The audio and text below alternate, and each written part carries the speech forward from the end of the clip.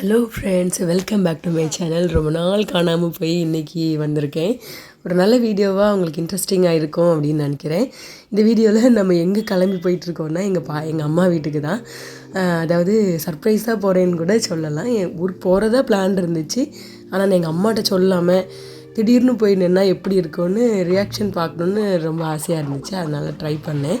எங்கள் அண்ணன் வேறு ஊர்லேருந்து வந்திருக்கான். அதனால் ரொம்ப ஆசையாக கிளம்பி போனேன்னு கூட சொல்லலாம்.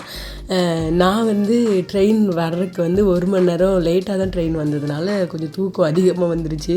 அதனால் ஏறின உடனேவே தூங்கிட்டேன். பாப்பா ஆஸ் யூஷுவல் அவள் எப்போவுமே ஃப்ரெஷ்ஷாக தான் இருப்பாள். அதனால் ட்ரெயினில் ரொம்ப ஜாலியாக அவள் பாட்டுக்கு விளையாண்டுட்டு இருந்திருக்காள். அப்புறம் நாங்கள் நான் இருக்கிற இடம் காஞ்சநாட்டில் இருந்துகிட்ருக்கேன். அங்கேருந்து நான் இப்போது பாலக்காடு வந்திருக்கேன். பாலக்காடுலேருந்து இன்னும் அகைன் மறுபடியும் இன்னொரு ட்ரெயின் நம்ம மாறணும். அங்கே நாங்கள் ரீச் ஆகும்போது கிட்டத்தட்ட 3 மணி அதுக்கு மேலேயே ஆயிடுச்சு. இந்த 3:50 ஆகிருக்குதுல்ல. ரொம்ப லேட்டாக தான் அங்கே ரீச் ஆனோம். ஏன்னா ட்ரெயின் வழக்கத்துக்கு விட அன்றைக்கி 1 ஹவர் லேட்டாக தான் வந்துச்சு. அதாவது மிட் நைட்டில் ரீச் ஆனோம். அப்புறம் காலையில் 6 மணிக்கு அங்கேருந்து ட்ரெயின் கிளம்பி வீட்டுக்கு நான் ரீச் ஆகும்போது 2 மணி தான் தாண்டிடுச்சு. இந்த சீனரி ரொம்ப நல்லா இருந்துச்சு. பார்த்துட்டே போனேன், தூங்கவும் செஞ்சேன். ஆனால் சைடு வியூவும் நல்லா பார்த்துட்டே போனேன், நல்லா இருந்துச்சு.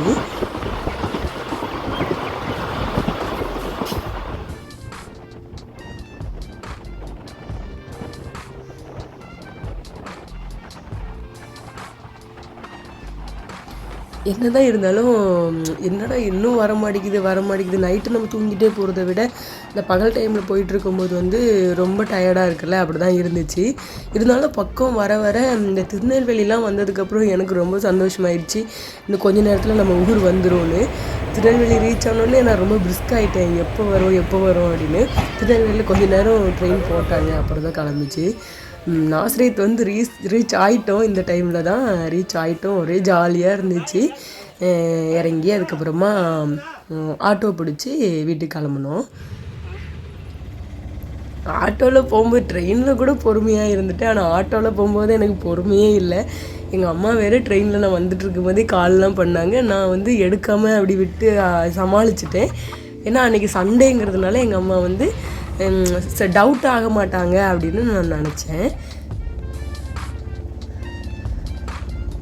ஆனால் எங்கள் அம்மா என்னவோ அன்றைக்கி ஃபுல்லாக டவுட்லேயே தான் வீட்டில் இருந்திருக்காங்க. ஏன் இவன் ஃபோன் எடுக்க மாட்டேக்கா அப்படின்னு. எங்கள் ஊர் பக்கத்தில் ஏதோ ரீச் ஆகிட்டோம். இதுதான் எங்கள் ஊர். மெஞ்ஞானபுரம் பக்கத்தில் வாலிவிளைங்கிறது தான் என்னோடய ஊர். வந்துட்டோம். இதான் எங்கள் வீடு. எங்கள் அப்பாவுக்கு என்ன சந்தோஷம். இதான் எங்கள் அண்ணி. அவங்க கேமராவுக்கு கூச்சப்பட்டனால ஓடிட்டாங்க. எங்கள் அண்ணன் என்னை கலாய்ச்சிட்டே இருந்தான். என் மொபைல் கொண்டு போய் வீடியோ எடுத்ததுனால அவன் கலாய்ச்சிட்டு இருந்தான். அப்புறம் எங்கள் அம்மா ஃபோன் எடுக்கலல்ல, அதை பற்றிலாம் சொல்லிகிட்டு இருந்தாங்க. ஏமாத்தினேன் நான் நிறையா, அதெல்லாம் சொல்லிகிட்டு இருந்தாங்க. இது சக்ஸஸ்ஃபுல்லாக முடிஞ்சிடுச்சு. நெக்ஸ்ட் டே எங்கள் அண்ணாவோட ஆனிவர்சரி. அதுக்காக நைட்லாம் நாங்கள் நிறையா அப்படி டெக்கரேட்லாம் பண்ணணும்.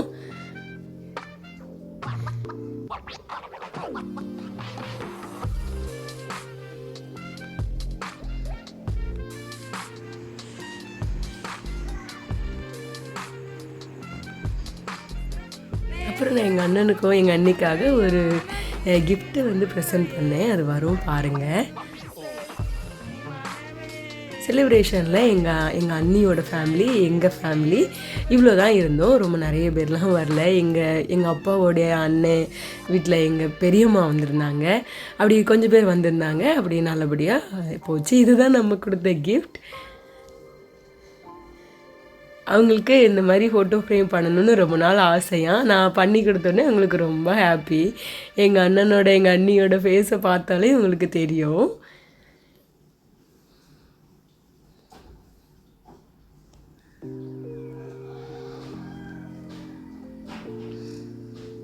அப்படியே கேக் கட்டிங்லாம் முடிச்சுட்டு சாப்பிட்டாங்க.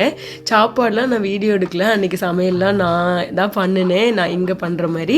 ஆனால் ரொம்ப பிஸியாக பண்ணனால எதையுமே கேப்சர் பண்ண முடியல. நெக்ஸ்ட் டே நைட்டு நாங்கள் இந்த அதாவது இந்த தழலில் வச்சு சிக்கன் வந்து பொரிப்போம்ல, அதே மாதிரி ட்ரை பண்ணணும் ஃபஸ்ட் டைம். எங்கள் அண்ணன் வந்து திடீர்னு தான் ரொம்ப ஆசையாக கேட்டனால போனோம், மிஞ்ஞானபுரம் போய் வாங்கிட்டு வந்து நானே எனக்கு தெரிஞ்ச மாதிரி மசாலாலாம் போட்டு ரெடி பண்ணிகிட்டு இருந்தேன். நல்லா வந்துச்சு. ஆனால் அன்றைக்கி நைட் ரொம்ப ஜாலியாக போச்சு.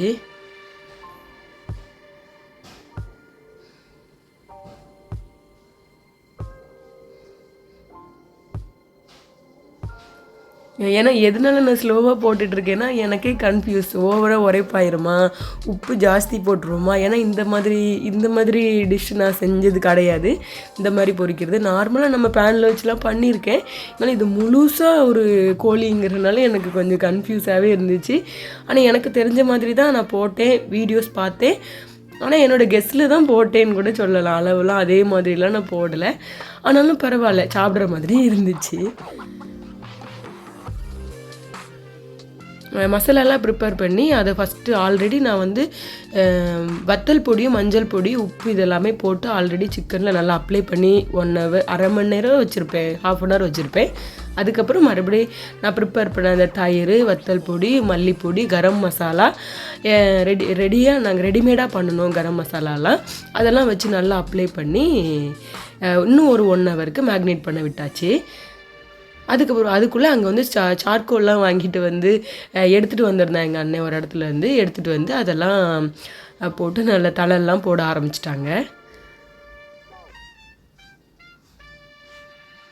என்னோட ஒரு ஃப்ரெண்டுலாம் வந்திருந்தாங்க. எல்லோரும் சேர்ந்து தான் அன்றைக்கி பேரண்ட்ஸ்லாம் தூங்கிட்டாங்க. நாங்கள் தான் கிடந்து, எங்கள் அம்மா அப்பாலாம் தூங்கிட்டாங்க. நான், எங்கள் அண்ணா, எங்கள் அண்ணி, பாப்பா, அப்புறம் என்னோடய ஃப்ரெண்டு எல்லோரும் சேர்ந்து தான் இந்த சார்கோல்லாம் ரெடி பண்ணி இது எல்லாமே பண்ணது நாங்கள் மட்டும்தான் எழுப்பினோம். ஆனால் டைம் வந்து பார்த்திங்கன்னா அன்றைக்கி சமைக்க ஸ்டார்ட் பண்ணும்போதே 9:30 10 மணி. நாங்கள் சாப்பிட்டுட்டு படுக்கும் போதெல்லாம் 2 மணிலாம் ஆயிடுச்சு. நல்லா ஜாலியாக போச்சு. எல்லோரும் சேர்ந்து சாப்பிட்டுட்டு அப்புறம் லூடோலாம் விளையாண்டுட்டு நல்லா போச்சு, ஜாலியாக போச்சு, ஃபுல்லாக இருந்துச்சு.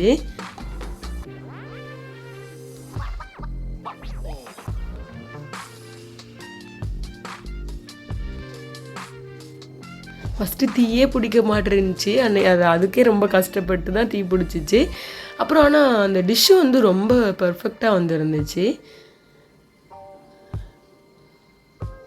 அப்படி இந்த டே கம்ப்ளீட் ஆச்சு. இந்த மாதிரி ஜாலியான எக்ஸ்பீரியன்ஸை கண்டிப்பாக உங்கள் கூட இன்னும் வர வீடியோஸில் நான் ஷேர் பண்ணுறேன். ரொம்ப நாள் கழித்து வீடியோ போடுறேன்னு நினச்சிக்காதீங்க. கொஞ்சம் சில பர்சனலான ஒர்க்குனால தான் என்னால் போட முடியல. இனிமேல் வர வீடியோஸ் கண்டிப்பாக உங்களுக்கு யூஸ்ஃபுல்லாகவும் இன்ட்ரெஸ்டிங்காகவும் இருக்கிற மாதிரி கண்டிப்பாக நான் உங்கள் கூட ஷேர் பண்ணிக்கிறேன். அந்த மாதிரி வீடியோஸ்க்காக மறக்காமல் நம்ம சேனலை கண்டிப்பாக சப்ஸ்கிரைப் பண்ணிவிட்டு பாருங்கள். நிறைய பேர் சப்ஸ்கிரைப் பண்ணாமலே பார்த்துட்ருக்கீங்க. நீங்கள் சப்ஸ்கிரைப் பண்ணிங்கன்னா வேறு ஒன்றும் இல்லைங்க, எனக்கு கொஞ்சம் மோட்டிவேட்டாக இருக்கும்ல, அதனால தான். இந்த வீடியோவில் பாப்பாவை அதிகமாக இந்த மாதிரி இந்த சிக்கன் இது பண்ணிகிட்டு இருக்கும்போது காமிச்ச மாதிரி இருக்காது. ஏன்னா பாப்பா வந்து கொஞ்சம் ரொம்ப கிராங்கியாக இருந்துகிட்டு இருந்தா, அழுதுகிட்டே இருந்ததுனால அவளை காட்ட முடியாமல் போயிடுச்சு. ஃப்ரெண்ட்ஸுமே எங்கள் அண்ணன், எங்கள் அண்ணி எல்லாருமே இந்த கேமராக்கெலாம் கொஞ்சம் ஒரு மாதிரி தான் இருந்தாங்க. அதனால் அவங்கள யாரையுமே இந்த மாதிரி இதுலலாம் நான் கேப்சர் பண்ணல. நீங்களும் இந்த மாதிரி உங்கள் ஃப்ரெண்ட்ஸோட, உங்கள் ஃபேமிலியோட ஜாலியாக என்ஜாய் பண்ண அந்த மூமெண்ட்ஸை கண்டிப்பாக என் கூட நீங்கள் ஷேர் பண்ணிக்கோங்க. மறக்காமல் கமெண்ட் பண்ணுங்கள். தேங்க்ஸ் ஃபார் வாட்சிங் ஃப்ரெண்ட்ஸ். இன்னொரு இன்ட்ரெஸ்டிங்கான வீடியோவில் நம்ம மீட் பண்ணலாம். பாய்.